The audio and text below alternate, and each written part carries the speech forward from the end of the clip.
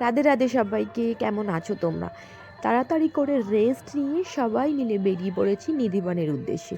শুনেছি এখানকার গেট নাকি তাড়াতাড়ি বন্ধ হয়ে যায়, আরতি করে তাড়াতাড়ি নাকি বন্ধ করে যায়। তাই আমরা আর বেশি লেট করিনি, তাড়াতাড়ি সবাই মিলে বেরিয়ে পড়েছি।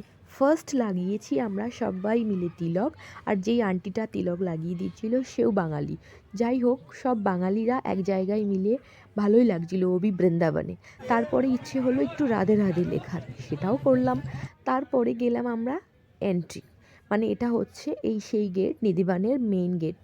ডান দিকেই ছিল জুতো রাখার, কারণ জুতো এগুলো নিতে দেয় না, ব্যাগ তুমি নিতে পারবে। আর হ্যাঁ, মোবাইল খাবার জিনিস ভীষণ সাবধানে নিয়ে যাবে।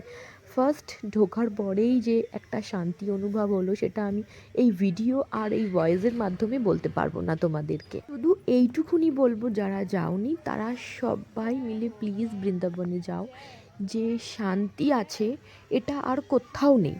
তারপরেই দেখো এই গেটে প্রত্যেকটা জায়গায় লেখা শ্রীকুঞ্জ শ্রীহরিদাস, যে বাকি বিহারীকে যে প্রকট করেছিল তা সেই হচ্ছে শ্রীহরিদাস। যাই হোক, এখানকার নিধিবানের যে লতা পাতা একজন আরেকজনের সাথে না আষ্টে পৃষ্ঠে রয়েছিল, এত ভালো লাগছিল। তাই মাঝখানে এই ক্লিপটাও তোমাদের সাথে শেয়ার করলাম। আর এখানে দেখো আমার মামির হাত থেকে বোতল, তার তেষ্টা পেয়েছে বলে জল ফেলে জল খাচ্ছে, পুরো বোতলের জলগুলোকে ফেলে দিয়েছিল।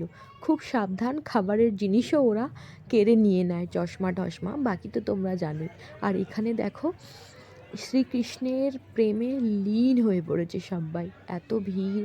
জানি না বাঁকে বিহারী মন্দিরের কী অবস্থা হবে, তার দর্শনও আজকেই যাব করতে, সেটা তোমাদের সাথে নেক্সট ভিডিওতে শেয়ার করব। কারণ এত ভিডিও এত সুন্দর, একটা ভিডিওতে মনই মানছে না।